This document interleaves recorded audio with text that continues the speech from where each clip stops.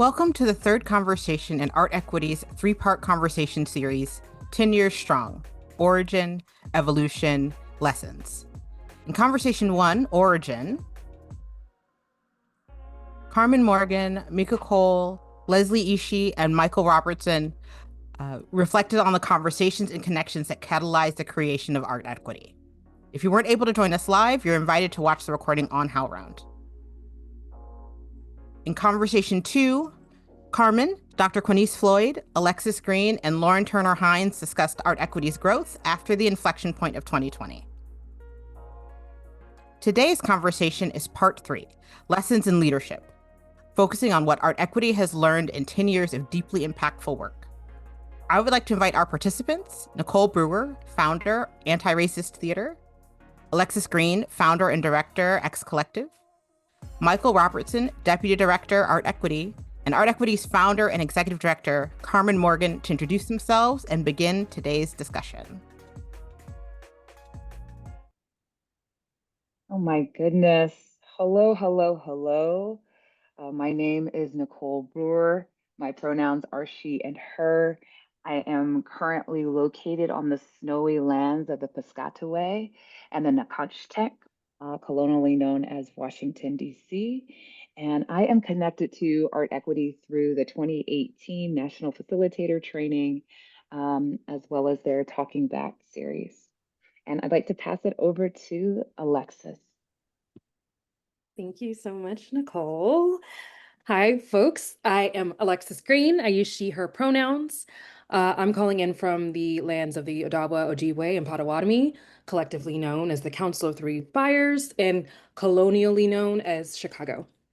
I am the former director of programs for artEquity, and I first encountered artEquity forever ago, it seems like, as a graduate student at Brown University Trinity Rep in 2017, before I joined the staff in March of 2020. And I will pass it to you, Michael Robertson. Alexis Green, thank you. Oh my gosh. Folks, I'm Michael Robertson. I use he, him pronouns. I'm zooming in from Lenape territory, present-day Hudson Valley, just north of New York City. Y'all, when did I not know artEquity? Let's see. I knew Carmen Morgan before the word artEquity. Then I became one of the core facilitators in 2015. And in 2017, I joined the staff, and I'm currently the deputy director. Wow, the time flies. Carmen, I'm going to pass it to you. Listen, you all already have me giggling, okay? I am already tickled. Before I introduce myself, can I just ask, does everybody know who that voice is? Because I'm like, that voice that comes on that says, hello, this is Series 3. Courtney Harge, did you introduce yourself? Do people know who the voice belongs to? Sorry, Courtney, you're going to have to come off. They didn't. Sorry, Courtney, I didn't mean to do, but I was just realizing session 1, session 2, session 3, the voice. Folks, if we did not do right by acknowledging who the voice is, the voice would be Courtney Harge, artEquity's interim director of programs. So Courtney, thank you for the logistics, for holding the space, for all the things, for the voice at the top. And Courtney will be back also at the end. Courtney will also be the voice at the end. Thank you, Courtney. Okay. All right. I am Carmen Morgan. I use she, her pronouns, and I'm joining today from Tongaquish land, also known as Pasadena, California, sunny Southern California. I am the founder and executive director of artEquity. I'm saying it that way because I'm just affirming myself. It's been 10 years. Folks, come on now. It's been 10 years. And I want to say, listen, in all seriousness, these conversations have really given me an opportunity to pause and to reflect. And they've been really joyful. Conversation 1, conversation 2. But I have to say, really, on the day-to-day, year after year, we are doing the work nose down. And to have 1, 2, 3, 4, 5, 6, 7, 8, 9, 10 years to reflect on, I got to say, it's a really wonderful, notable opportunity and position to be in. And for all the reasons, you all know all the reasons why, because it's daunting. It can be daunting work. And you know what's going on out there. And to be in this last conversation, maybe not last, because it feels like every conversation we've had, we have just had so much more to say. But to be in this third conversation and to have Nicole Brewer, I have to say it. I wasn't going to say it because I thought it would sound too dramatic, but I don't think it is too dramatic. To have the one and only Nicole Brewer, whose work has contributed so significantly to the field. To have you here with us to guide this last conversation, what a gift for us to be able to talk about lessons in leadership with the one and only. So, Nicole, we trust you. We love you. You're a part of this community. You helped to build this community. You helped to lead and guide this community. So here you are. Moderate with us, collaborate with us, take us where you want us to go. We will be clay. We will be putty in your hands. We'll be putty in your hands. Take us where you want to go. And with that, let me pass it over to the one and the only Nicole Brewer. Oh my God. Ashe. Ashe. My head is too big. It's probably expanding in the Zoom box. You know what I mean? Just like the one and only. Get out of here. Carmen Morgan, you are the one and the only. So I appreciate that, love. Thank you so much. I have to say, to have this conversation with you all in December on the 12th month, right? At the end of the calendar year, to have this conversation about 10 years and to be in conversation in this retrospective conversation is truly an honor and a privilege. And particularly because, and Carmen, I don't know if you remember this, but in 2018 at the National Facilitator Training, when we finished the second round, I just came up to you and I was like, I have found my people. And I was so overwhelmed, as I usually am. I've got my box of tissues here, so I'm ready. But I was so overwhelmed at what it meant to be in movement space and still in the practice of being an artist, that they didn't have to be distinct from each other. And it was so influential to me that it went on to move my work from then what was conscientious theater training to anti-racist theater. And I remain forever indebted and forever grateful. So I'm super looking forward to this conversation with all of you. And the joy that we're getting ready to do. Michael, listen, do you know what I thought? I thought to myself, Michael, as you were introducing yourself, and I was just like, and the hair journey. What I wish is that we had the photos of your fantastic hair journey over the years, Michael Robinson. Oh, Nicole, thank you. We do have them. We do have them. We have them cataloged. There have been many a hairdo. As the world changed, so doth the hair. So doth the hair. Put it on the merch.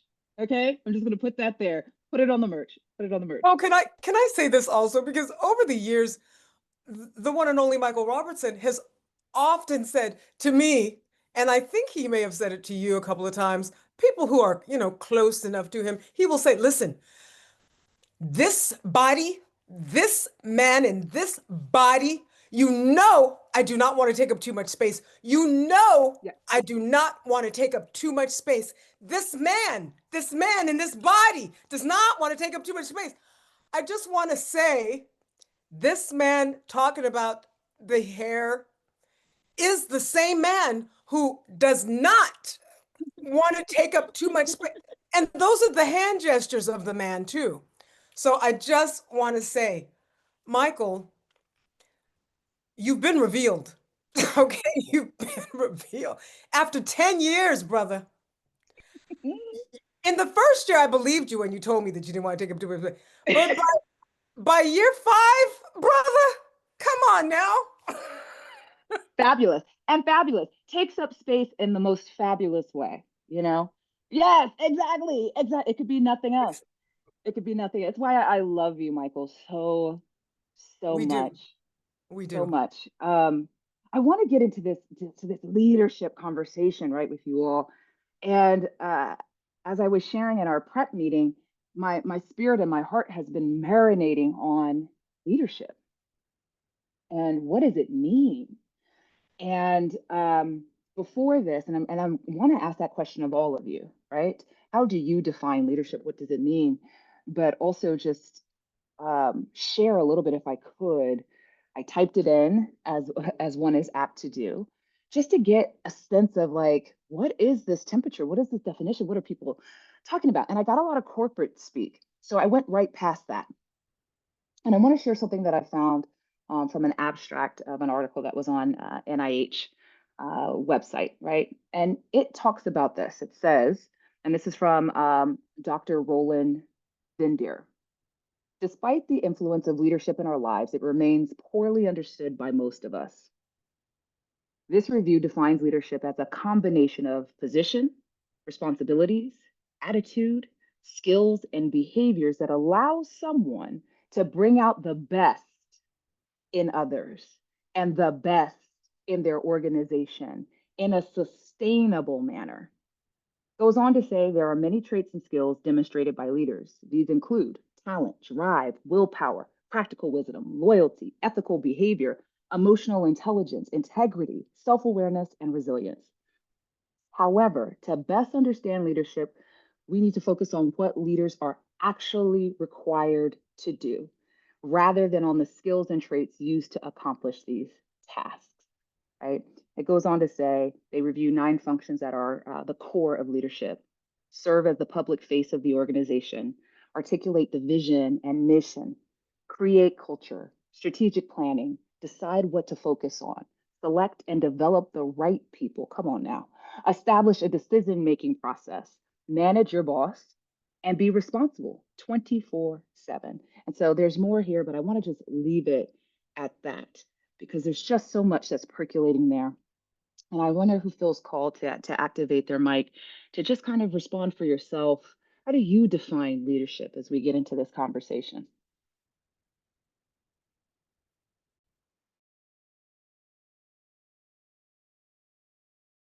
I love that tee up. I really do.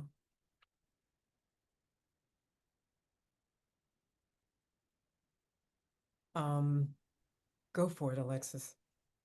Yeah, no, I so appreciated that. And I think, Nicole, you're gonna need to send me that because I need to like read and digest that again. But what stood out to me as something that I feel is very like very much so aligned with I feel how I've experienced the culture of art equity is that part about like what it alluded to in terms of like it not being about position. I feel that very strongly.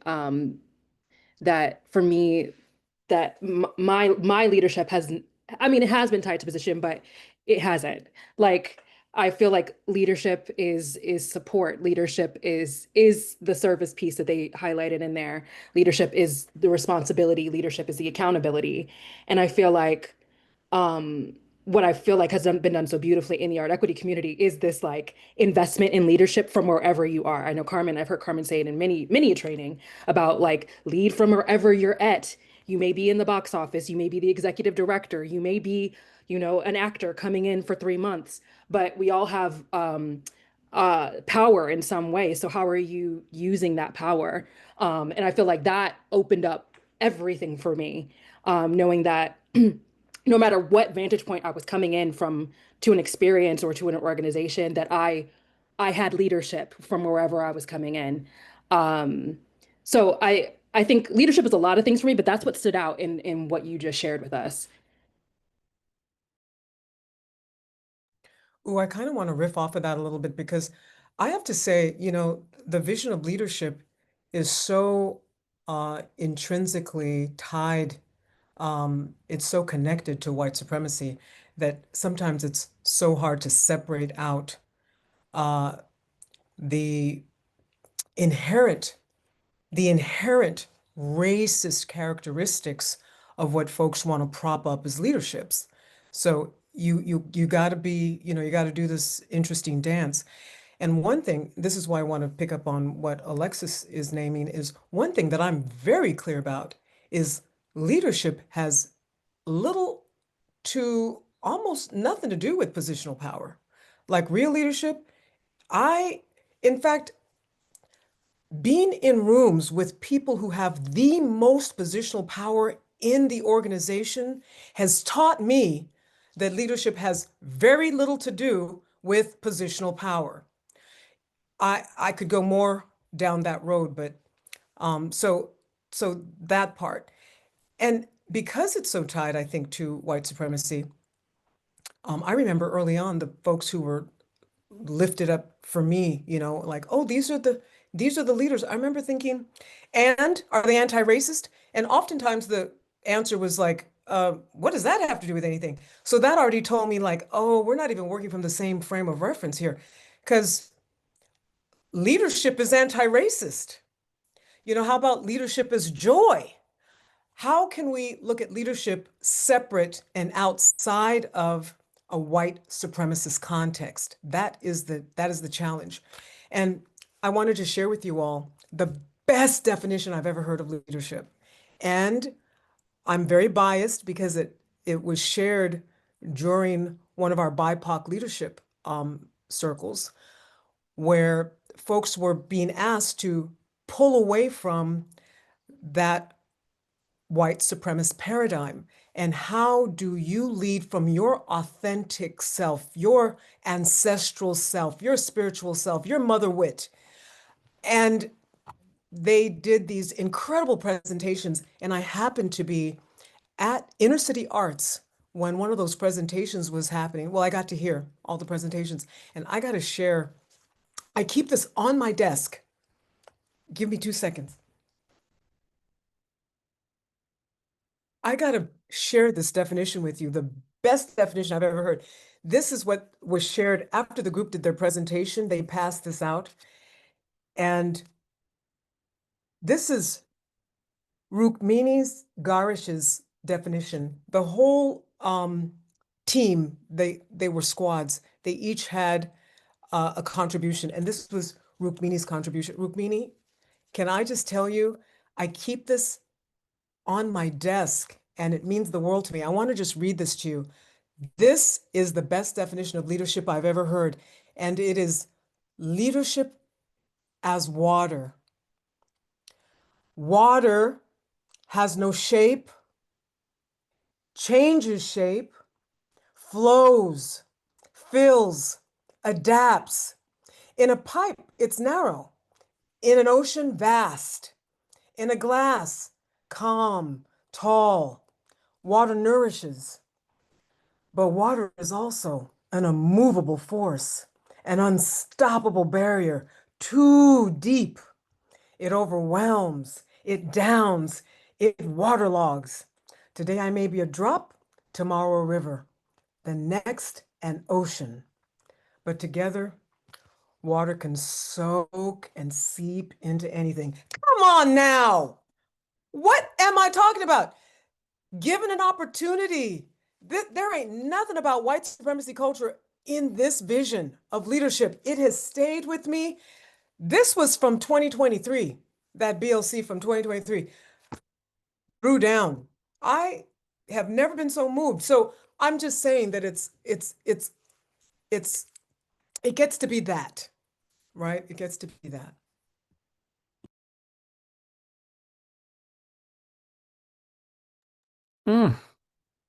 If I have learned anything in the 12 years I've known, do not follow Carmen Morgan. Just don't do it. Don't do it. Carmen, I love that definition. It actually reconfirms for me things that I've always felt instinctually about what leadership was, but were not modeled in most of my life. And by that, I mean a very human-centered way of approaching things. And one of the best definitions I heard is leadership is about inspiring others to successfully achieve the organizational goals. And for me, my way of saying that is I feel that we have to create the conditions by which and the culture in people can thrive. That's what leaders should do. And leaders can do that as a department head, as someone who's new, as the executive director. Anyone can do that. And I think we have looked at culture at artEquity in organizations around the country. And where we see a non-human centered approach, we see burnout, we see turnover, we see folks not actually living and thriving within those organizations. So for me, it's really about how do we create the conditions for us all to really thrive and do our best work. And I think the other piece, because everything, Alexis, you said really resonated, everything, Carmen, you said, so I don't want to repeat that because I believe in that leadership is not just positional power piece. I do think when you have positional power, though, accountability is everything. And we are living in a time where we are seeing leadership modeled, where leaders do not say that they've made a mistake. They don't own it. They don't take accountability for the hurt and the harm. They refuse to take accountability. And this is on a large scale, literally people being snatched off the streets, people losing their benefits. And these are folks who are not doing a human-centered approach. They're doing some other kind of approach. We can insert whatever adjective we want there. But I think that one of the cores of leadership that I have really tried to navigate myself and learn more deeply is accountability. And Carmen, you say this a lot. When we talk to leaders and look at culture across the arts sector, accountability is often missing. It's just not there because it looks like something, as you often say, Carmen, it looks like a system. It looks like naming, I made a mistake and here's what I'm going to do about it. It's being able to hold each other accountable in beautiful ways. And I think I'll close out the accountability piece with, I was on this fabulous Zoom call in the middle of Zoom with a bunch of white anti-racist folks who were organizing and trying to go, how are we responding to the current moment? And people started talking about accountability, that we have to be accountable to folks of color. We need to be accountable to each other. And someone said, accountability is a love language. If you love someone and you are in community with someone, you're going to hold them accountable.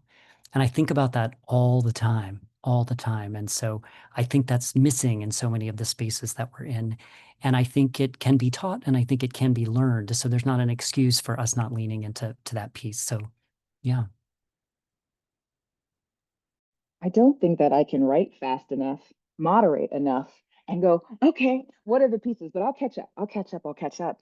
There's so much in terms of what has just been shared that felt like, whoa, one is about that positional power piece, Carmen, which I literally, you said it the second time, and I was like, let me sit with it. You're right. And I've watched the temperature change in rooms, not necessarily orienting itself around the person who has that positional power, but around the person who is rooted in their authenticity and the truth in which they are speaking, which is not about pushing an agenda. It really is about these people that are gathered here. How do we connect so that we can move? The water bit, in terms of talking about that resonates because I think I'm still a baby in my leadership. And so I feel like I have to be as vast as the ocean all the time. And to hear, let me look at it, a drop, and know that that drop is enough, a river, an ocean, right? And to have it put inside of that language, to hear accountability, Alexis, and to think about the ways in which I have, been like, accountability. That's my Michael Jackson, yeah. Accountability. Okay. And then when faced with accountability that triggers me being super like, ooh, I don't know that I feel safe enough to stay in this kind of open process with folks. So there's something that's happening there. And then the idea of love inside of leadership, inside of gatherings, it's always present. I don't know that I'm necessarily naming it, but I'm always working from that place. So to hear you name that, Michael, is just a reminder of I think where my power comes. Because at the end of the day, it is coming from a place of love. What I share, what I give, what I sacrifice. So with that said, would love to move us into this question about you three human beings, Alexis, Michael, Carmen, and working with each other for the past 5 years, right? And during some of the most formidable defining years for artEquity, right? So I'm just wondering, what has it been like working together as a team of leaders, a leadership team? And I wonder if you could speak to that.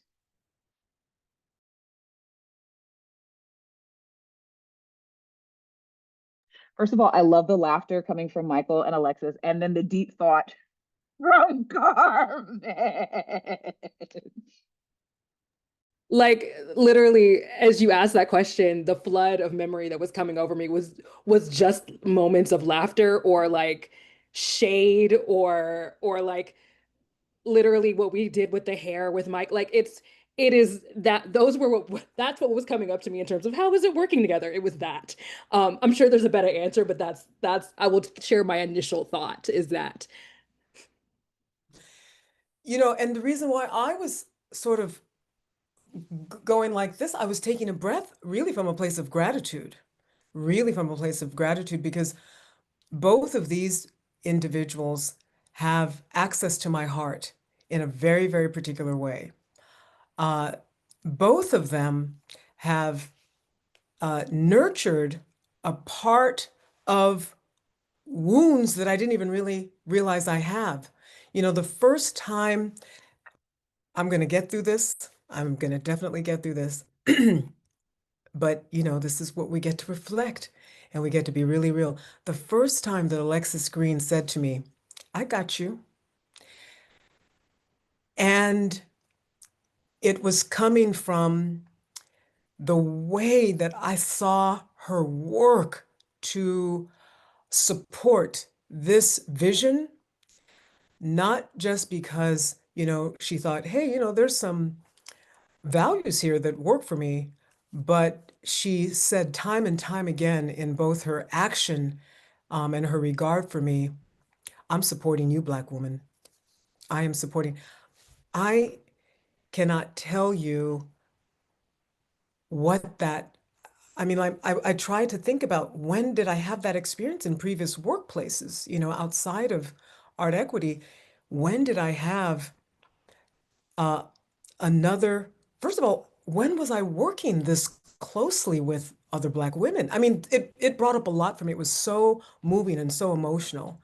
Um, and similarly with Michael, uh, to I've Michael knows I say this about him, and I'm already going to apologize in advance to a lot of people that are going to hear this eventually.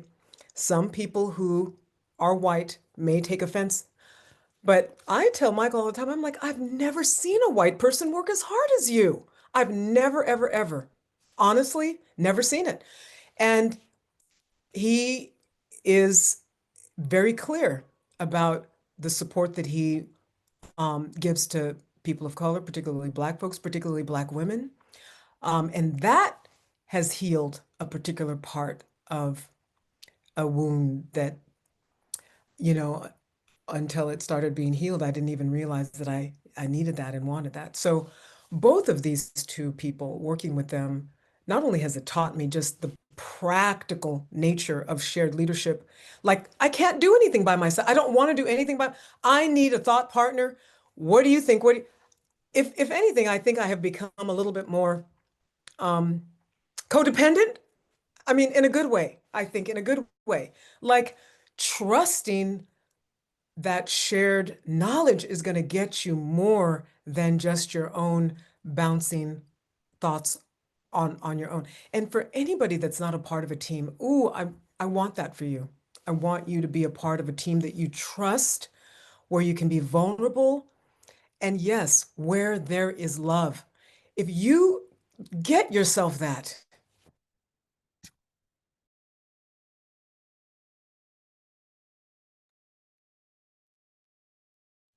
Keep it together, Michael.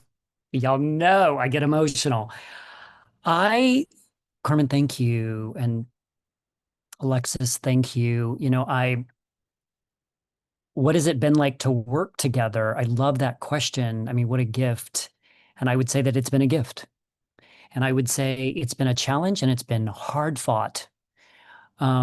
in the best of ways, in the ways that you lean in the ways that you hold each other accountable. Again, that love language, in the way that you name the thing that's really hard to name, that you don't want to name, but on the other side of it is actually a bigger hug and stronger love. I mean, why not? Why not? And for me, it's been really humbling. I think, it is not neutral to have a white man working with two Black women. That is a paradigm that has been powerful for me. I mean, I've learned more from these two people. I don't have words for it. I don't know how to express appreciation to you, Alexis, and to you, Carmen, but the daily learning, it as a white person trying to lean into undoing lots of white things, having the right answer, always speaking, jumping in, taking up lots of space, as Carmen said earlier, which I really have worked on, by the way, but maybe she'll let me update my passport one day. But the point is that it is, when we got to 2020 and Alexis joined us, folks, 2020, I mean, Alexis literally started the day all the flights got canceled and I couldn't go visit her in Chicago. So we're starting March 2020 up until this March of 2025. I can't imagine a better team to have stewarded this organization. We really worked really well together. Alexis did not start on the leadership team, but quickly became someone whose voice was invaluable to the decisions we were having to make, to the pivots we were trying to make. That was a time, we all know it, y'all, everybody listening, that was a moment. We were pivoting, shifting, changing. And you know what? We were pausing. And I think that was part of our gift, was that we said, we don't have to move fast. We don't have to move in a white supremacy urgent way. We can actually pause. And I think I'll close out with, what is it like? It is the gift of my life to, as I said in the earlier question, to create the conditions by which people can thrive. And I think the world is against Black women. It has been. And yet Black women have held up almost every movement you can name. They've been on the front of the picket lines. They've made the signs. They've sung the songs. They've freed people from slavery. I mean, Black women have been involved. Just trace it, folks. Go through any movement you want to go through, and Black women have been there. If not in the front, they're right behind the person who's the person in the front. And that's not neutral, and that carries with it so much weight. So I know that we are three equal leaders in the way that we work, but we are not three equal humans as we're moving through space. And so I know when something happens in the world and we come together, we may be experiencing it and probably are experiencing it differently. Not that Carmen and Alexis experience it exactly the same way, but I'm not coming from a legacy that many Black women are coming from in my body. I have my own things, the things that I'm wrestling with. So it's been a gift for me to learn how to show up in this body in a thoughtful way with two Black women who I know really deeply and know really well, but I don't know everything, and I don't know everything ancestrally, and I don't know how the latest bit of news or what happened when you went to the grocery store this morning, what racial thing might have happened to you, what racist thing, because when is it not happening? So it's been a gift to learn how to calibrate. I still don't have language for it, but how to calibrate as a white person to show up thoughtfully and responsibly in the support of leaders of color and specifically Black women. So it's an ongoing gift. Yeah. I don't know if that's helpful, Nicole, but that's coming from my heart at the moment. Oh, yeah. Oh. Oh. Yeah. I know you're pondering, but I'd love to pop in while my giggles are a little subdued. Just to say, and I don't want to repeat anything that Carmen and Michael said, but I co-sign everything that they said. And I think I just want to add, especially going back to what we were talking about in terms of, what does it mean to be a leader and not attach it to positional power? I think that was really significant for me because I came into an organization that already had these two leaders and there was not a third person. There was not an extended leadership team. It was only these two. So one, just to be given power before I was given positional power, because I did feel them prioritizing my voice, coming to me, asking my opinion. I love Carmen's phrase of like, we'd love to know your best thinking. Like that in itself was like, oh, my best thinking? They want to know that? Okay, I guess I better present some thinking. So that investment and then to be invited to be part of a more formal leadership structure, I think, as you said, Nicole, like I'm still in my baby leadership too. Like, so I got to like be a fly on the wall sometimes with these two. And I mean, one, it's great to learn from them, but also you can only imagine the shenanigans going down in that room. I'm blessed and I need to write the book at some point. Please, yes, please. But it like I think it was a beautiful moment to be playing in the waters a little bit and trying to understand like what is my leadership style? What does it mean to be in, in this relationship with these two leaders? What does it mean now that I was on staff as part of, in a different positional power role, and now I'm not, and that relationship to my colleagues has changed. And now how do I model the invitation that Carmen and Michael so beautifully do all the time? They invite accountability, but I know sometimes we're intimidated by that. If you don't have the power, you don't know how to take that invitation and say, okay, well, here's some feedback. Now, how do I now model that invitation and go, hey, staff, I would love to take this moment to address something that Carmen or Michael said or the leadership team said. So I think it was a beautiful experiment for me, a lovely, like, and not in a, I mean that in the best way. It was like I got to play and understand and watch and observe, but also be in it as we were figuring out what that looked like. So just to say, grateful and and then the giggles return.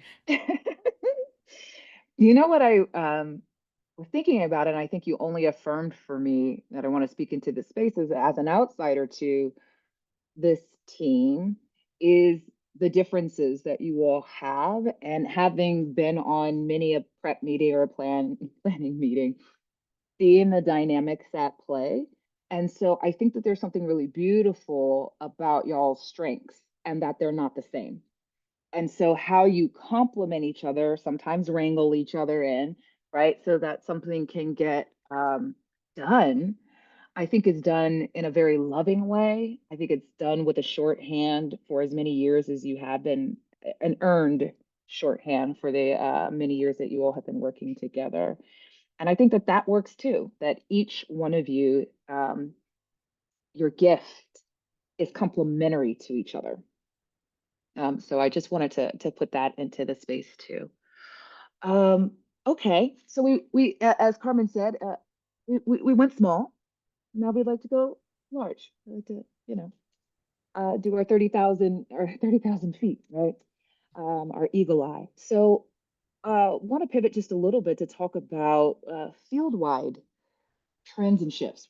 Here we are, end of 2025, which many people, not the people that are gathered here, which many people thought wasn't going to be a survivable event because of the regime that we have in office.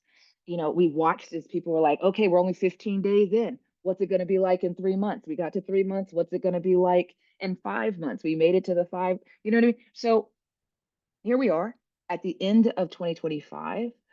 We went through the whole season of joy. Let us not forget the summer of fans and line dancing and singing and resistance in the terms of pausing, which was a huge movement. Michael, you brought that up, and I just made a note of it because I wrote, I remember how radical artEquity, the decision for artEquity choosing to pause was for me. We see that strategy, that tactic was played out quite largely in 2025, the end of 2024 and into all throughout 2025. So as we're looking at, and I'm talking about societally, I'm not talking about necessarily field white trend inside of the arts, but as we think a bit about the field white trends and shifts, I want you all to fill in the blank. 10 years ago, so you've got to go back into the before times, folks. In 2015, when artEquity launched, we didn't have blank, and now we do. Okay, holla. So this is a testament and a testimony. I'll go ahead and deactivate my mic.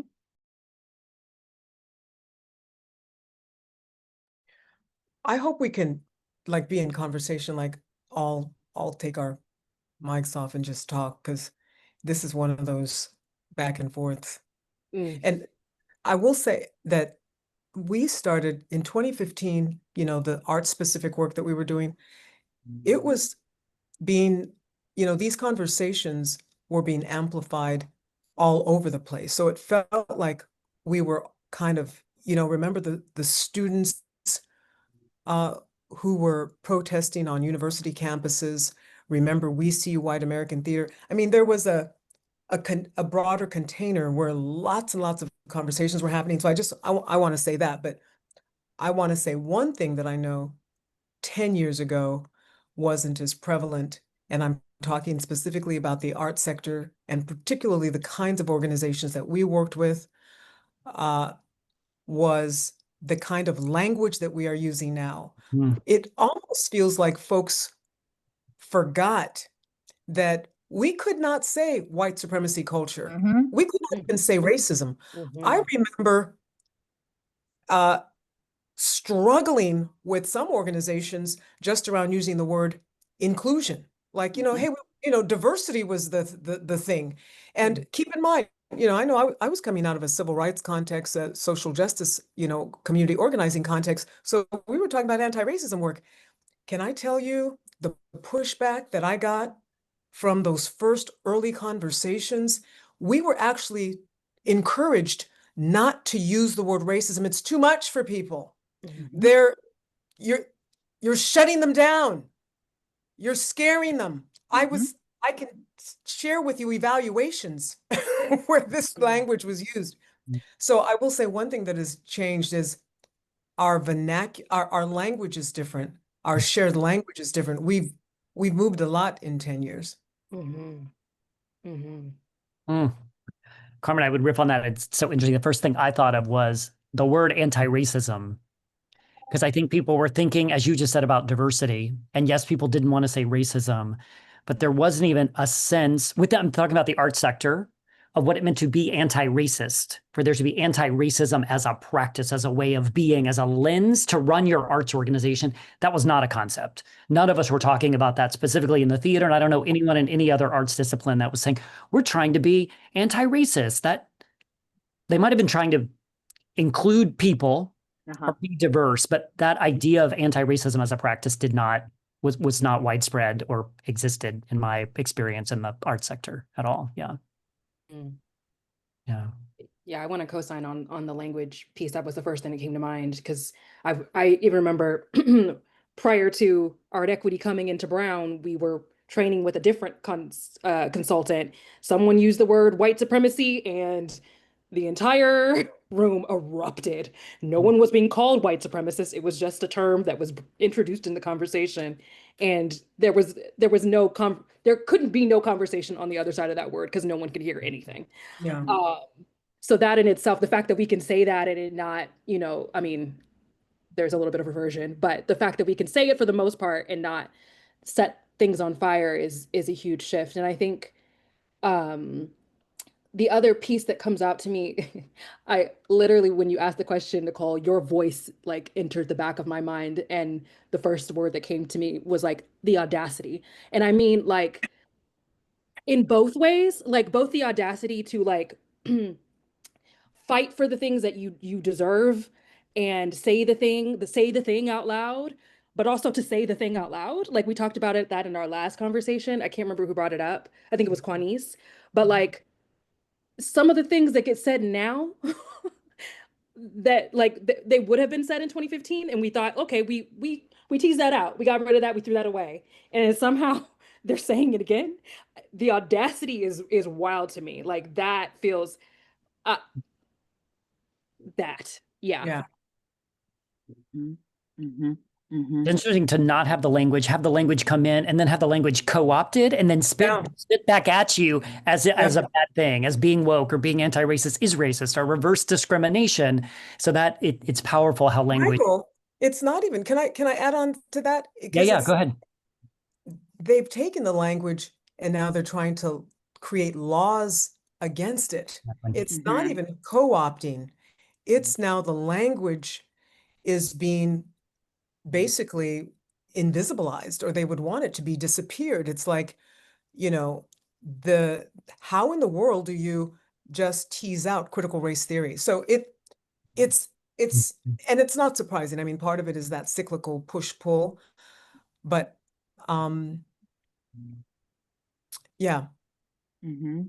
But You that's know, also why it feels like the language was never like the language was a start. And I know you've said this, especially in 2020 when people were writing all the statements and people were being called out and they would come to us and be like, what should we do? We got called out. And I know some of the things that we would say would be like, maybe you'd say nothing because just do the work, just keep doing the work because now it's so easy to tear apart the language because there was nothing under it. So it's That's right. easy to go like, stop doing DEI. And they go, okay, sure. Because there was no work. There was no actual commitment. So it's easy to just throw it away because it didn't stand on anything. No Um, root. there was no root. So like if the language is really the thing that was holding everything up, then that was never gonna survive, period. That's right. absolutely, absolutely. And I Hmm. think, I was thinking again, what didn't exist existed and now doesn't Mhm. in the art sector, because that's our primary focus. There were not dedicated roles for equity, anti-racism, inclusion. Directors of equity did not exist. I had never heard of that before in my life. Correct. That Yep. came in. I'm not saying artEquity is exclusively responsible for that. We definitely encourage that as part of systemic culture change in organizations. So it's interesting because everybody got themselves a director of equity, inclusion, belonging, use your acronym, IDEA, whatever it was. Mhm. And some had some backing. Some of those people were supported by policy, practice, funds. A lot of them were not. And now, how many of those positions still exist? That's right. They don't. They just don't exist. We know so many people who have lost their jobs. Executive directors got nervous, especially in the last year. Mhm. But I think in the last 2 or 3 years. Mhm. So I think that was something that didn't existed, and now doesn't exist as much anymore. Mhm. And I Yeah. think as I think about people, folks, can you count how many leaders of color, executive leaders of predominantly white institutions in the arts? Can you think of a number that you knew 10 years ago? How many did you know? Mhm. I was told back in the day that, because, oh my gosh, Eric Ting, I got to call Eric Ting into the space because Exactly. I'll never forget Eric Ting saying that he remembered being a part of an affinity group of one, or maybe two.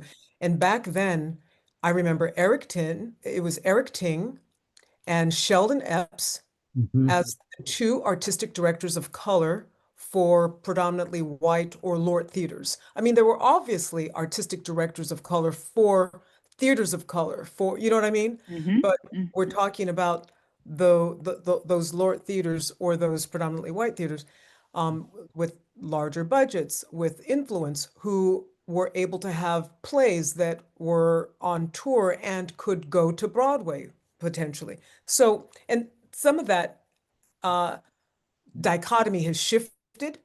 but for the most part, I remember Eric and Joe Hodge, right? I remember those three names were the three names that were shared with me. Mhm. And now you can't keep track. I mean, but back then it was like we could count on one hand how many artistic directors of color or managing directors of color existed, at least in the theater sector. Exactly. Mhm. Exactly. Mhm. Moved into the largest cohort of leaders of color we've ever seen in the history of the arts sector. And we're at a place where, maybe I'm feeding into a future question you have around leaders of color. But I'm just struck right now in this moment. I hadn't thought about, didn't have, and now it's being challenged. And I think that leaders of color in those positions are being so challenged that there's so much turnover. Yeah, Mhm. let me just say that. Y'all know what else we didn't have? What? These Zoom trainings. We didn't have none of that. Yes, come on, better accessibility. I remember Carmen Morgan being like, you cannot do this work. It is relational. It's human. It's feeling on a screen. Mhm. Carmen, how you doing now? How you doing now about your Zoom presence? I'm very, I'm very surprised. I just, I didn't, I'm still very partial to the in-person, but Yeah. it's so interesting because we now do hybrid trainings where we start on virtual and then we want to get together in person. And I don't know how in the world we ever did, like an 8-hour training. Michael, remember we used to, the first time that we went back to in-person trainings, and I remember I said, I can't sustain this. Like I can do 3.5 hours. That's it. So, Mm-hmm. I That's the remember when special number. I scheduled one and she was like, why is this 8 hours? I'm like, that's I'm like, what it's y'all never been decided 8 hours. to do. It's never been 8 hours. Not it's never been. How quickly? Uh, never been 8 hours. You know, that's actually really beautiful to talk about the length of time that we were taking, and perhaps those models of urgency of like squeezing it in because there wasn't really an appetite for it. So you thought like, if we got a day, we got a day, and we've got to, to this thing of like, uh, what does it cost you to Mm, facilitate people through that type of deep uh healing? Mm, That's the thing, Alexis. When you were talking, I was like, that's right. All this type of performative care is the word that I use, that came out of DEI or idea, to getting to where we are right now, which feels like this extreme place of like DEIA etiquette. mm, mm, So people know what language to use, but it's very surface, it's very topical, and it's also connected to politeness, mhm, mm, about being polite.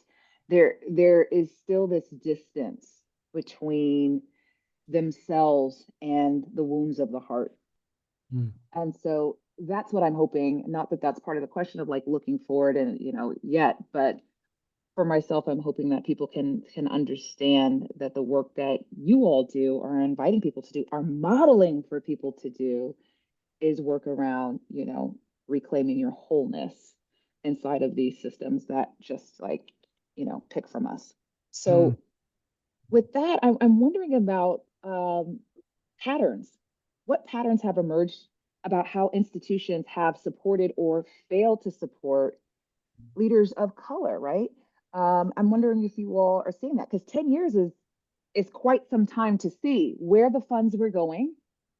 And Michael, you've already brought us there in terms of talking about these roles. mhm, What TCG was it where we were like clapping up Hana? I don't know if that was mhm, that 2018, 2019. mhm,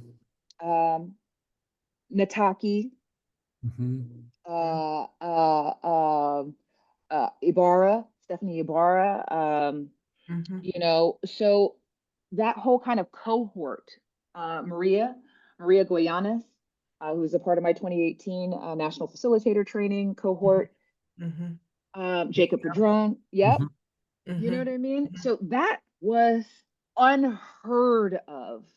The budget size, those leaders coming in, and we're also seeing the output of that, like what it costs them mhm, to lead those institutions for people who were not ready. So mhm, so I wonder about that, the patterns, you all, if because you're on the inside. artEquity is on mhm, the inside. So mhm. yeah, what patterns have emerged about how institutions support or fail to support leaders of color?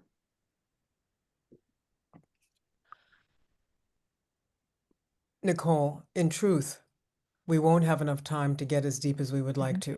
mhm, And that brings me a lot of heartache because it just speaks to how endemic it is. We sometimes say Mm, that that particular dynamic is so reliable. We actually have a handout on that. mm, And in truth, we do. The dynamics that undermine leaders of color um, are still pretty rampant and are, at play. I would, I would just say a couple of quick things.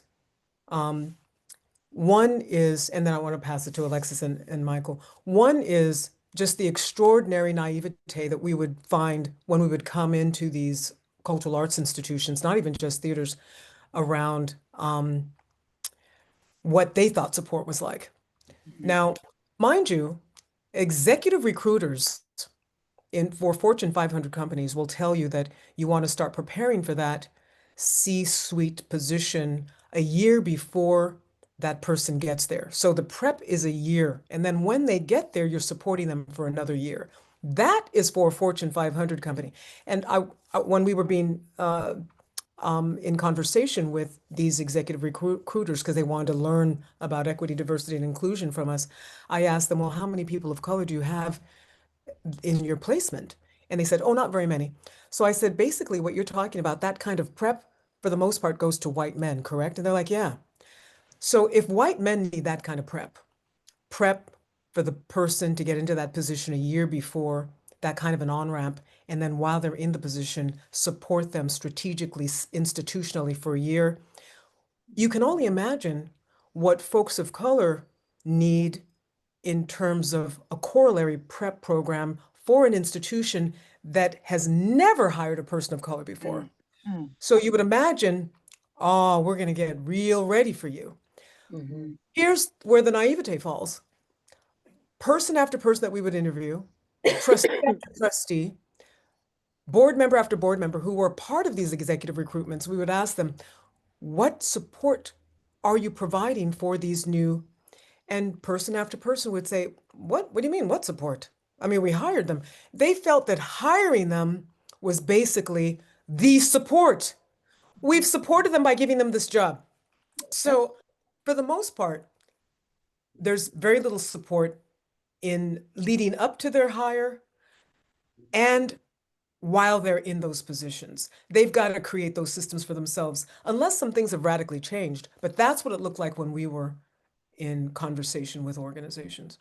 Mm-hmm. Mm-hmm. Mm-hmm.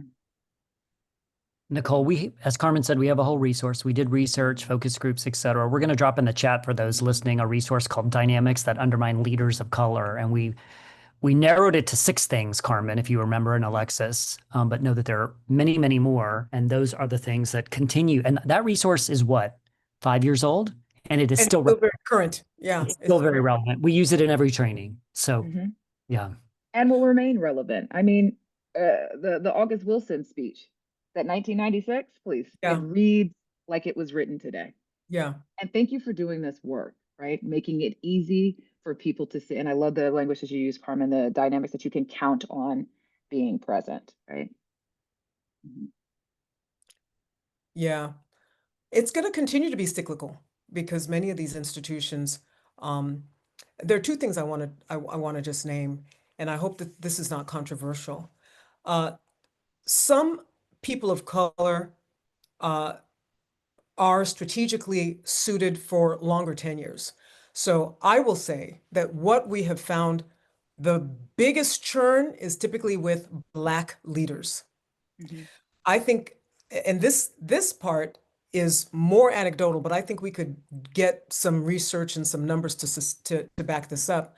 But the more conspicuously racialized you are, I feel what we've seen is those institutions just have a lower tolerance for you. But if you are white passing and a person of color, they're like, okay, we can work with this. This is like kind of a, like this works for us. You're more palatable, you're a little bit more non-threatening, and you're a person of color. So I just want to name that because that's another dynamic that we really have to be honest about and come back and talk to in terms of leadership patterns. Mm-hmm. That if we don't name, we'll continue to undermine. It's not a one size fits all, folks, in terms of a solution. Some folks of color are being targeted more maliciously than others. And anti-Blackness is, still thriving. Mm-hmm. Mm-hmm. So there's that. Mm-hmm. I'm just pausing to look at our time here and thinking about what we can hit. But I do want to ask this question if I could. What were you gonna say, Carmen? I just said, where did the time go? Please do not tell me that we're down to our last 30 minutes. What? True. Okay. A little Thank you, less than Nicole. that. Thank you. Yeah, absolutely. This is just so much nourishment that is happening in this phone call. So I deeply appreciate you all and your vulnerability and what you're willing to share. So I'm wondering a little bit about I want us to move us to this question about I want a different word than the word that I actually wrote in this question. So maybe what I want is hostility in terms of leadership. Maybe that's the word that I want to think of. I want to think of like um, the antagonist. Let me just go to my let me go to my theater roots.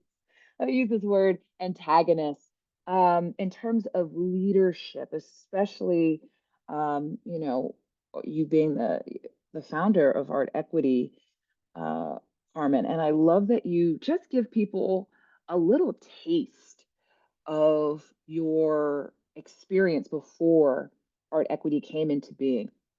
It really is just a taste. I have heard you talk more about your movement work and your skill set and the years inside of working for more liberatory and just structures outside of the arts and then moving that in.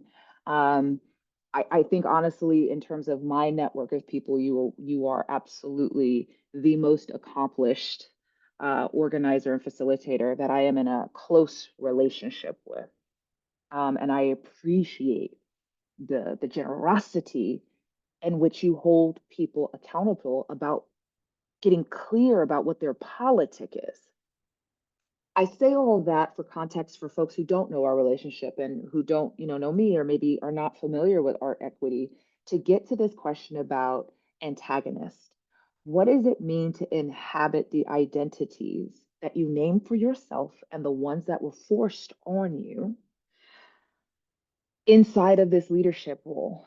And I'm wondering, have you encountered people, institutions, organizations that are so resistant to what you are offering, which, let's be clear, is their own healing, okay? That they paint you the problem, right? And same for you, Alexis, and you, Michael, because you are working in solidarity, in support of the most targeted and most, vulnerable. So I'm wondering about that. If there's anything that you all want to share about that, have you had these encounters? Maybe how do you handle them? How do you negotiate them? How do you keep your peace? Oh, absolutely. I mean, that again is one of a well grooved pattern of, you know, this work being held in a way that penalizes, the folks that are supposed to be, helping the organization do the change. And one of the reasons it's so challenging is they actually need capacity building before they can actually receive I want to say, the resource, the medicine, the whatever. There's capacity building that you almost have to do to get them ready for it. Because they do not know what they're signing up for. In order for that experiment to be successful, they're going to be so uncomfortable and so not the same organization, and they're really not asking for that. In order for us to do it. So, there's a significant amount of hostility. And we have a handout on this too. When folks have their worldview rocked, where they have their paradigm being messed with, they will lash out.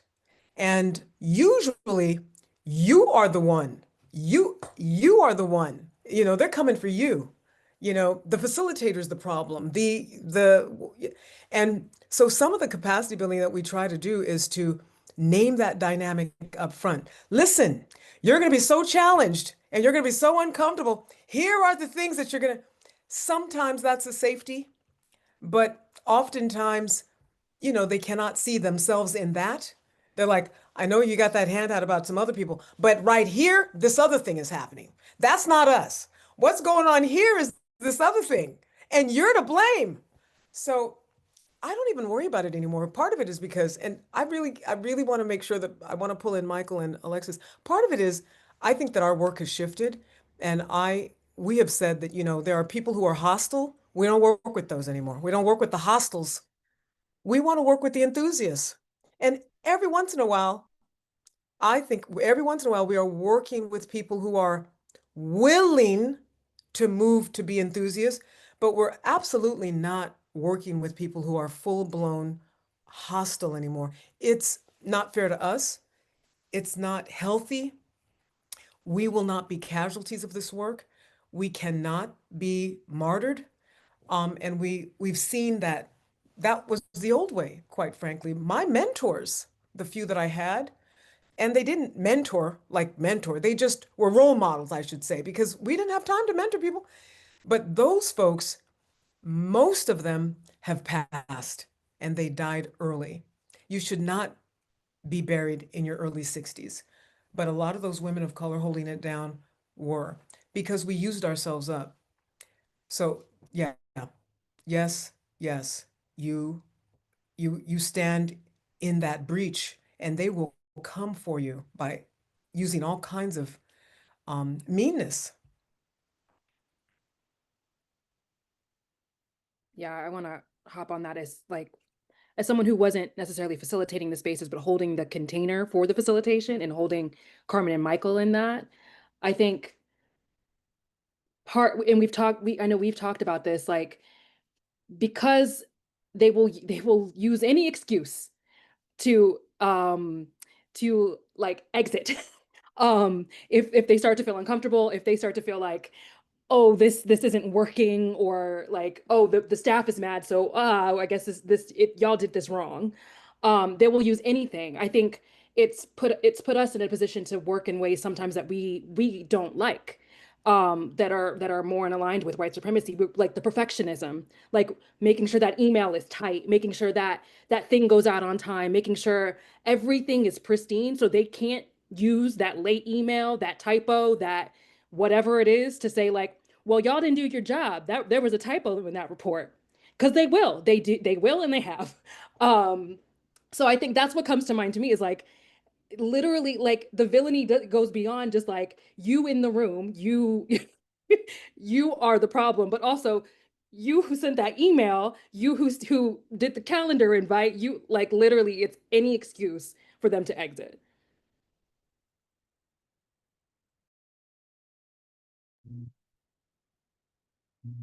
Yeah, it's amazing how sometimes to defeat the thing you're trying or to support the thing you're trying, you've got to use the trope. Like everything you just named, Alexis, it's so true when we catch ourselves being like, we don't want to do this, but it is the most effective tool in this moment. So it's an odd calibration that we make. I was just thinking about stamina. People will work all kind of hard to, I don't know, get their MBA to be an executive director of a theater. They will work really hard to learn how to design a set. They will learn all the skills of carpentry. They will take the beatings. They'll take, and I don't mean physical beatings, I mean the failures, and they'll learn from them and they'll work hard. And there's something about wanting to change culture, wanting to be more inclusive, wanting to be more human, dare I say anti-racist, that people are like, oh, it's just too hard. And by people, I mean white people. And I think that lack of stamina and applying, if white folks, if we go, what's the hardest thing we worked for? Can we apply that same stamina and that same energy to, I'm wagging my pencil, to racism, to sexism, to homophobia, but specifically racism because it intersects with all of our other identities. So I think that that finding the typo, well, I think it's white fragility. I think we as white folks to really do this work, and where my compassion comes from in these moments, and rather than my righteousness, is it is a process to undo how we've been trained to show up and how the world allows us just to show up without even having to think about how we show up. But it takes concentration. And it never ends. It's like, am I fully anti-racist? No. Am I working on it every day? I'm trying. So I think that stamina piece, and if you would just apply, I'm going to repeat myself, just apply your hard work that you do over here to this work, and we can change the world. We can actually do that. The creative genius that can get characters to fly in the air on stage, how about turning that towards ending racism? Just a little bit of that. Just a little bit of that. Just a little bit. And I'm going to move us into closing and hearing some final thoughts for you all, but I just want to just maybe put a button on the conversation as we've gone so far as to say this. what I think has become very interesting about the world that we live in now, this world of misinformation, this world that has overconsumed therapy and has commercialized healing as an attainable thing. Whoop, I'm done. I healed that. I'm whole. And the way in which our disconnection from each other in real life to be more connected with each other on a social media platform has created a sense of judgment that has then allowed for this hostility that we're talking about, for discomfort to be more present, more ubiquitous in people of color than I have ever experienced it before in my life. And I know it's a whole other conversation, but I feel like it might be, for me, just a little unfair not to just kind of go, something's happening, people. And we need to pay attention to the ways in which we are no longer holding grace for each other in real time, the way that the 30-second videos you've been watching on whatever social media platform you're on to make you think that you got it have placed a distance between us that I hope is something that we can catch and reverse before it goes too far, right? And so I say that I find myself in this place of really appreciating artEquity. When it came into my life, the community of people there, the shared analysis, because I feel safe in those spaces. And I feel that accountability is a rigorous practice in those spaces. And so I'm learning there. I don't have to be defensive there. With that said, I would love to hear from you all about a leadership lesson that you have acquired that you wish someone had shared with you, possibly earlier in your leadership journey. Okay. So I'll just put that out there again. A leadership lesson you've acquired that you wish someone had shared with you.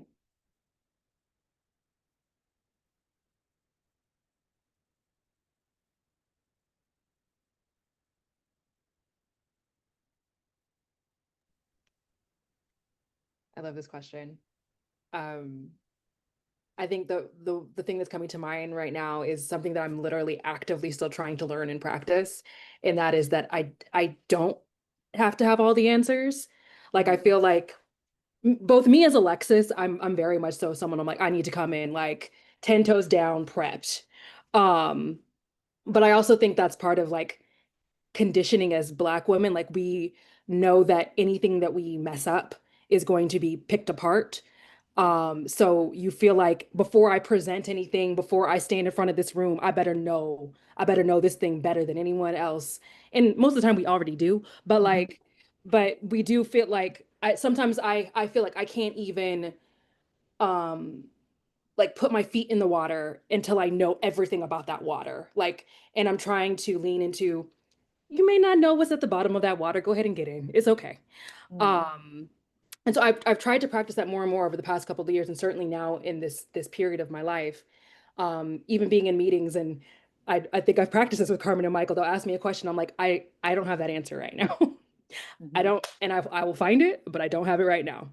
But even going further to be like, I'm starting a business. I don't know what I'm doing, but I'm gonna go ahead and meet with this organization. And next week I'll probably be like, wow, I said a lot of things I maybe should not have said, but I'm gonna just do it. I don't know.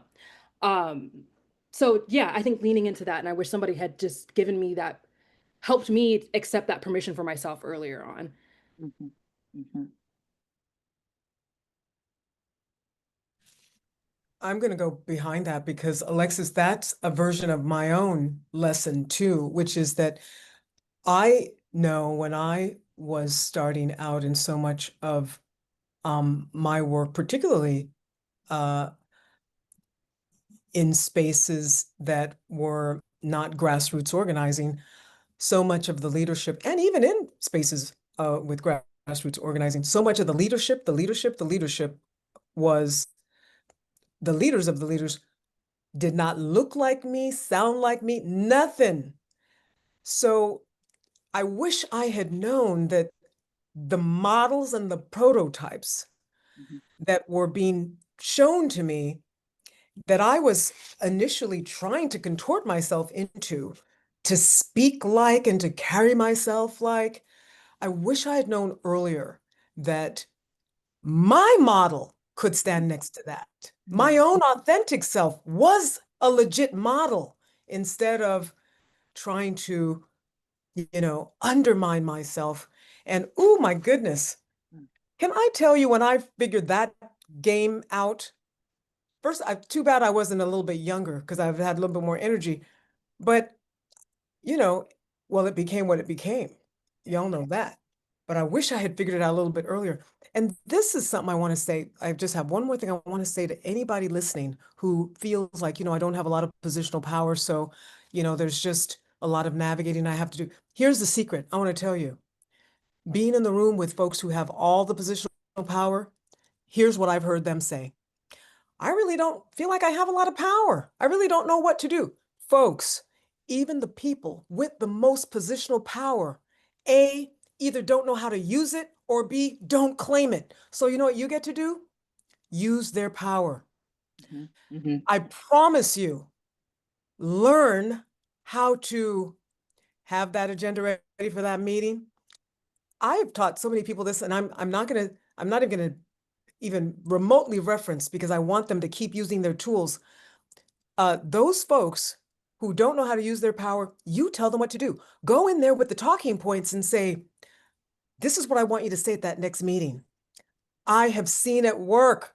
I've seen people use other people's power. They don't know what they're doing with it. They don't even know that they have it, some of them. And the minute I hear somebody say, well, I don't feel like, I take note. Oh, you don't think you have? No problem. Baby, we got a plan for you. We want you to do this, that, and the other. And a lot of them do it because they're just waiting. They want to be helpful.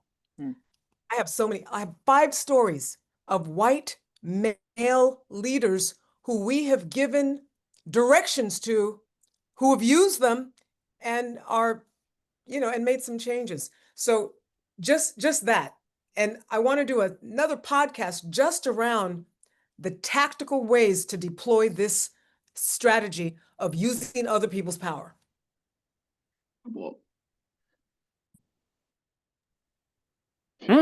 I'm here for that one. Absolutely. I have been deployed very strategically. Will be one of those people. I can be a self. I thought of 2 things. One, and I was just putting a little note to myself. I said, someone did tell me, but it's around conflict and how conflict on the other side is liberation and joy. And so it's Carmen Morgan here who helped me lean in more than I ever did to conflict. It has revolutionized relationships both at work and beyond. The other piece I wish, which I'm still articulating because I'm learning it. I appreciate you, Alexis, saying I'm still learning something. How do you show up with your authentic voice? Honestly, like how do you get to the core of who you are as a human? And I read this thing, this was just before I started at artEquity, and it was all this research on queer folks of a couple of generations, mine and before, and the childhood way in which you know you're not like the rest permeates your entire being through your adulthood. You doubt every impulse and every instinct.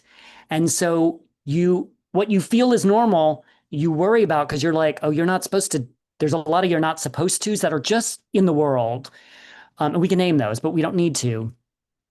Y'all, but my complication is that is still there. That little queer little boy who didn't even have a word for gay is still there. And I know it's in a lot of other queer folks. But now it's patched with this white man trying to undo all these white things that have me going, no, don't do that. Wait, wait, is that the thing I'm supposed to, like, what's the norm? And let me not do the norm. So I've got the little queer kid and then the like adult white man being like, you're trying to be shut up. No, don't say that. No, now is the time to speak. But I don't know. Do you know there's So in that combined, and it has never hit me till this is a pivotal moment in my development right here on this call. Those two things combined create some internal confusion for the nervous system and the spirit. And I just say to all the white folks out there, the queer white folks, we can do this work. We got to do this work. We can find our authentic voice. Because I know when I do speak from the authentic voice, it resonates. Mm-hmm. And it doesn't always feel natural, which is weird for it to be authentic, but not natural. Mm-hmm.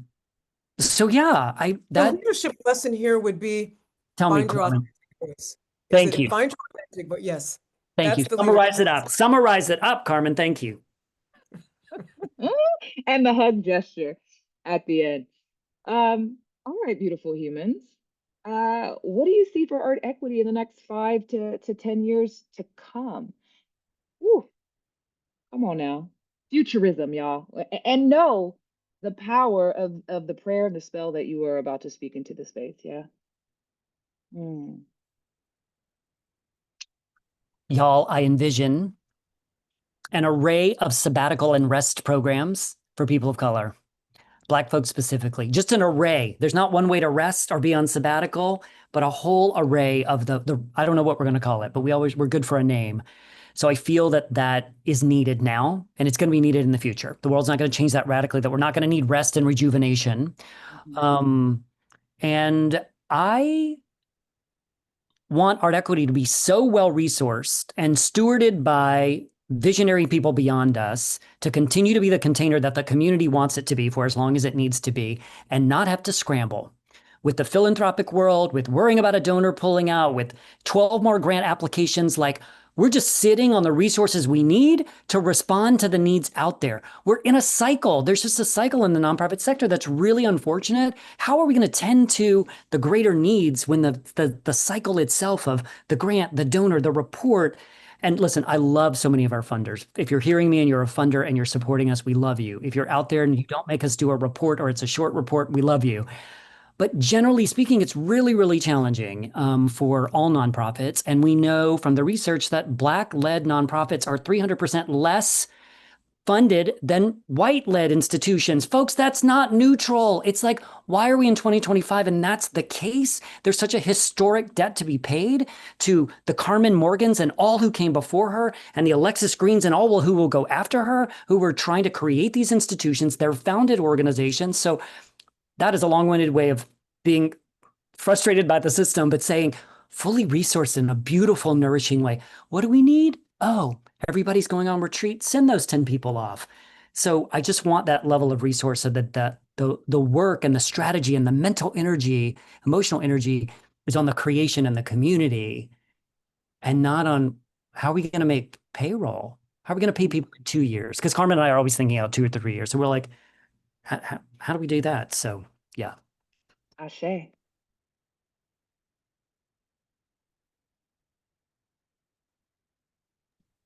Yeah, that's one of the things that came to my mind too, Michael, was just abundance.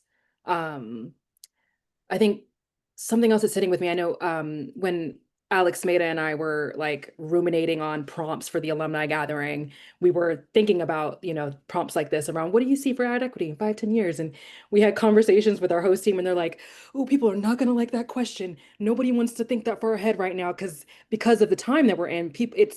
I think sometimes it's hard. It's hard, like you started off this conversation, like 12 days from now, 3 months from now, everything feels like, where are we gonna be? So even thinking 5 years from now, it's like all the enthusiasm and positivity leans towards we're gonna all of this will fall and they will have their day.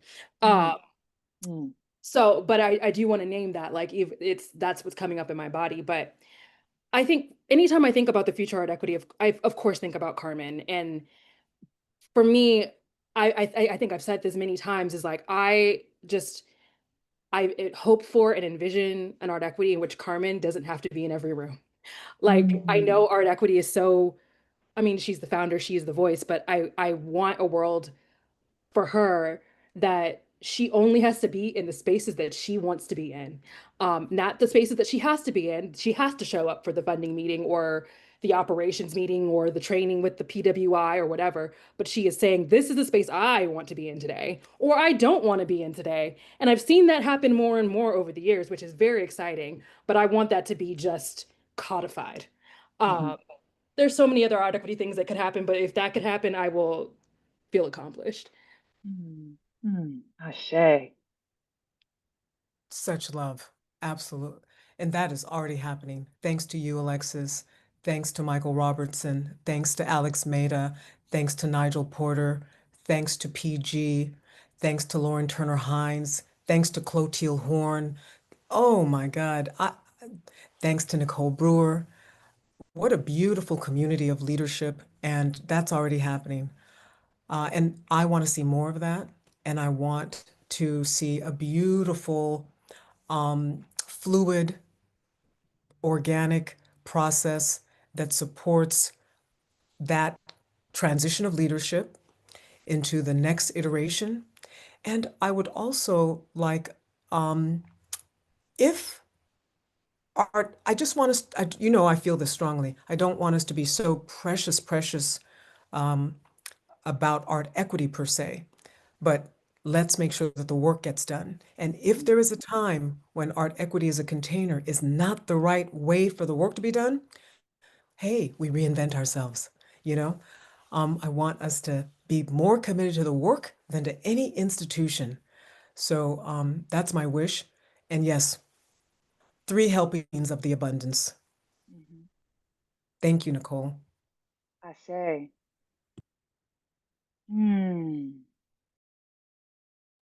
I I know I'm supposed to be asking the questions, but I also just want to our words are so powerful. So I want to say, in my experience, and it's biased as hell, nobody gathers like artEquity. And so the hope is in the next decade that there will be some sort of gathering that happens, however your capacity will allow, that brings us together to nourish the roots. Just like we do for our plants, we inject that fertilizer into it. As I'm looking at my little leaning plants right in front of me, that is what artEquity is for me. It is that injection of this kind of powerful nutrients. And so it is my hope that you all will continue, if you feel so led, to call us home, to connect us to each other, to show the threads. Thank you so much for this conversation, y'all. Thank you, Nicole Brewer, from the person who said, I found my people, I found my tribe, and you ain't never lied about that. That was, you spoke that into being, and the community responded, and you respond. It's beautiful. Thank you. We so appreciate you. Thank you for helping to commemorate this 10-year anniversary for us, such a significant milestone, and to support us in reflecting. And sometimes, it's hard to even affirm yourself. And you've always led so beautifully with those affirmations on behalf of us. So we affirm you back. We can't say enough about how we appreciate you and your leadership and all that you're holding down. And all you ever have to do is call. We are here to support you in partnership. Michael Robertson, I'll see you in a few minutes. Alexis Green, you're not that far away. We're all still doing the work. We're going to close out now, really, to honor the artEquity community. We want to say specifically to you, artEquity community, we see you.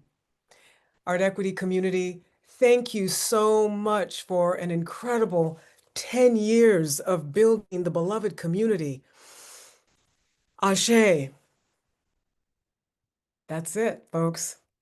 We're wrapping up our 3-part series.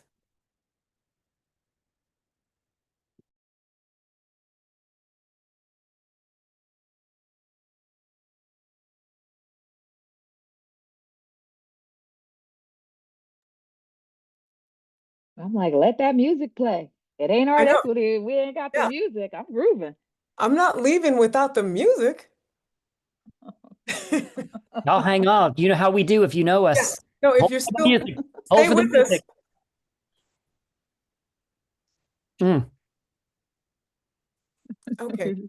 Hey, Michael, should we hum a few bars? Oh, I cannot. I can't share. Okay, folks. Well, it's quite uncharacteristic of us, but it feels like we're about to sign off without the music. Hmm. Is that right, Courtney? Well, listen, I'm gonna do a shout out for HowlRound as we close out. Thank you, Thea. Thank you, Vijay, all the folks at HowlRound for really supporting us and creating this space for us to gather. Absolutely. Thank you, folks. Take good care. Till next time.